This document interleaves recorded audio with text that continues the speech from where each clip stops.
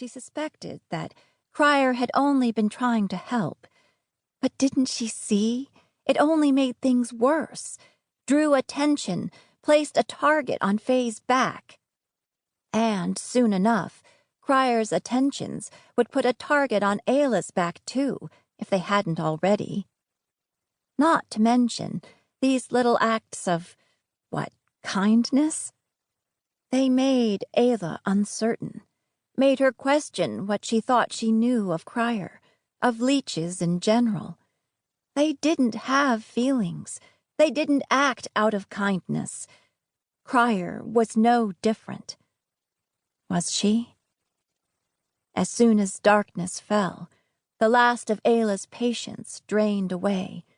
Her feet ached from the long day of managing the Queen's tour and racing about to help with the arrangement of her guest quarters and Crier's dinner gown, and the list went on and on.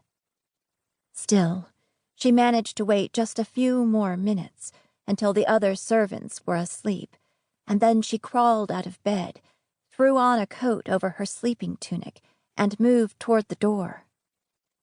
But just as she stepped outside into the cool night air, she heard someone call her name, softly from inside. Ayla. It was Benji. He slipped out of the servants' building and stood there in the darkness of the night, his curly hair lined in moonlight, his jaw cut by shadows. "Where are you going?" he whispered. "Not visiting the lady at this hour, I hope." Ayla stopped short. "What exactly are you trying to say?" Benji put up his hands as if in surrender. "Nothing, only that people will talk.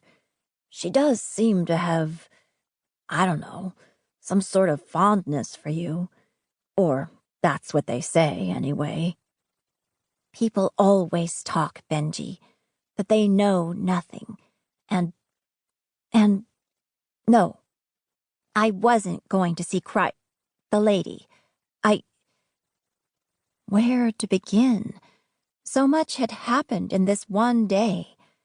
She'd seen Storm alive again after so many years believing he was dead, was lost to her forever.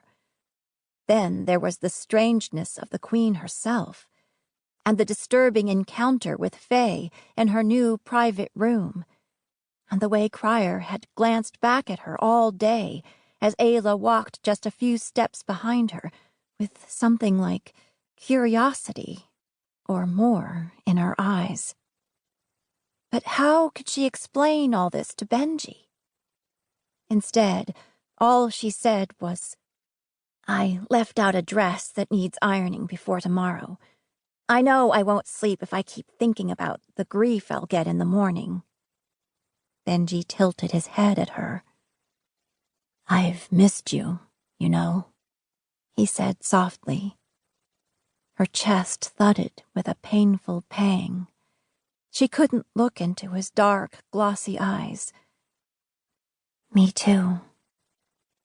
He stepped toward her, and she could see his face better now.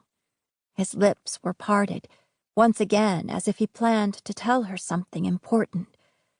But all he said was, "Well, hurry up and don't let the Varney and Queen eat your bones." Ayla let out a small laugh.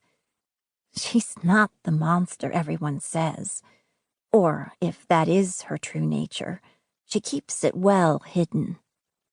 As only the most dangerous monsters do," Benji said. "True.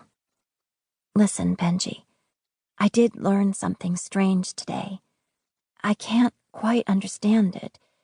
It's about Faye." "Did something happen? I heard the gossip that she was promoted to a guest room. Do you know about it?"